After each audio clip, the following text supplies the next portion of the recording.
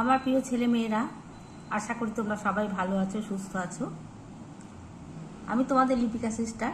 আমি এখন তোমাদের ক্লাস 3 বাংলা পাতাবাহার ক্লাস নেব, যেটা তোমাদের এপ্রিল মাসে পড়ানো হয়ে গেছে। প্রশ্ন উত্তর সবই লেখানো হয়ে গেছে।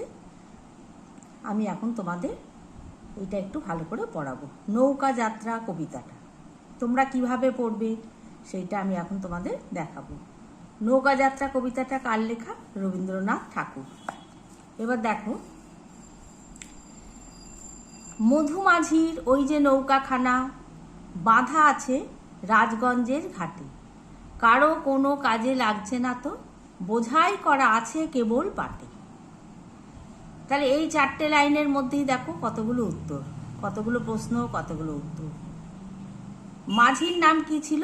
মধুমাঝি। মধুমাঝির নৌকাখানা কোথায় বাঁধা আছে? রাজগঞ্জের ঘাটে, কারো কোনো কাজে লাগছে না তো, বোঝাই করা আছে কেবল পাটে।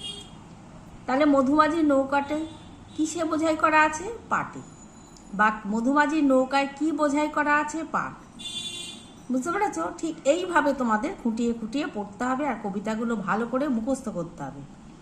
এবার দেখো, আমায় যদি দেয় তারা নৌকাটি, আমি তবে 100টা দাঁড় আঁটি, পাল তুলে দিই 4টে 5টা 6টা। শিশু কি বলছে? আমায় যদি তারা নৌকাটি দেয় তাহলে আমি কটা দাঁড় আঁটবে? 100টা। আর পাল তুলে দেবে কটা? 4টে 5টা 6টা। মিথ্যে ঘুরে বেড়াই নাকো হাটে, আমি কেবল যাব একটি বার, 7 সমুদ্র 13 নদীর পার। তখন তুমি কেঁদো না মা যেন, বসে বসে একলা ঘরের কোণে, আমি তোমার যাচ্ছি নাকো চলে, রামের মতো 14 বছর বনে। তাহলে রামচন্দ্র কত বছরের জন্য বনে গেছিলেন? 14 বছর। বুঝতে পেরেছ? এইভাবে পড়তে হবে। আমি যাব রাজপুত্র হয়ে, নৌকা ভরা সোনা মানিক বই। শিশুটি নৌকা ভরে কি নিয়ে যাবে? সোনা মানিক। আশুকে আর শ্যামকে নেব সাথে। সে তাহলে কাকে কাকে সঙ্গে নেবে?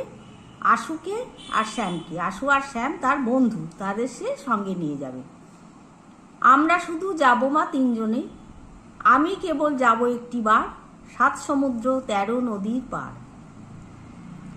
ভোরের বেলা দেব নৌকা ছেড়ে। সে কখন নৌকা ছেড়ে দেবে? ভোরের বেলা। দেখতে দেখতে কোথায় যাব ভেসে, দুপুরবেলা তুমি পুকুর ঘাটে, আমরা তখন নতুন রাজার দেশে। মা দুপুরবেলা, শিশুটির মা কোথায় থাকবে? পুকুর ঘাটে। শিশুটি তখন কোথায় থাকবে? নতুন রাজার দেশে। পেরিয়ে যাব তীরপূর্ণির ঘাট, পেরিয়ে যাব তেপান্তরের মাঠ, ফিরে আসতে সন্ধে হয়ে যাবে, গল্প বলবো তোমার কোলে এসে।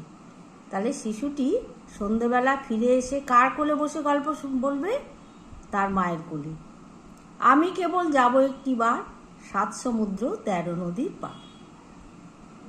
এই কবিতাটা প্রথমে ভালো করে পড়বে, মুখস্থ করবে, আর প্রতিটা লাইন আমি যেভাবে পড়াচ্ছি, প্রতিটা কবিতা, প্রতিটা গল্প এরকমভাবে খুঁটিয়ে খুঁটিয়ে পড়বে। তাতে তোমরা নিজেরাই সমস্ত প্রশ্নের উত্তর লিখতে পারবে। এবার দেখো,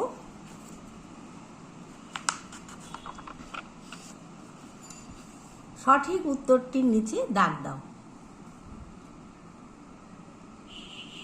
ক দেখো, নৌকার মালিকের নাম আশু, মধু, শ্যাম। কি হবে? নৌকার মালিকের নাম মধু, তাহলে মধুর তলায় দাগ দেবে। খ, কবিতার শিশুটি যাবে নৌকায় না বজরায় না জাহাজে চড়ে? তাহলে কবিতার শিশুটি যাবে, তোমরা সবাই জানো, নৌকায়। তার সঙ্গে যাবে মাঝি, বন্ধু, মা। সঠিক উত্তরটা নিচে দাগ কি হবে? বন্ধু। তার সঙ্গে যাবে বন্ধু। সে যাবে 1 দিনের 3 মাসে 14 বছরের জন্য। সে যাবে 1 দিনের জন্য। তারপর এটা দেখো, 7 সমুদ্র 13 নদীর পাড়ে, তেপান্তরের মাঠ, তীরপূর্ণির ঘাট, নতুন রাজার দেশ আছে। তাহলে কি হবে? 7 সমুদ্র 13 নদীর পাড়ে, নতুন রাজার দেশ আছে। এইভাবে তোমরা প্রতিটা কোশ্চেন অ্যান্সার বাড়িতে ভালো করে প্র্যাকটিস করবে।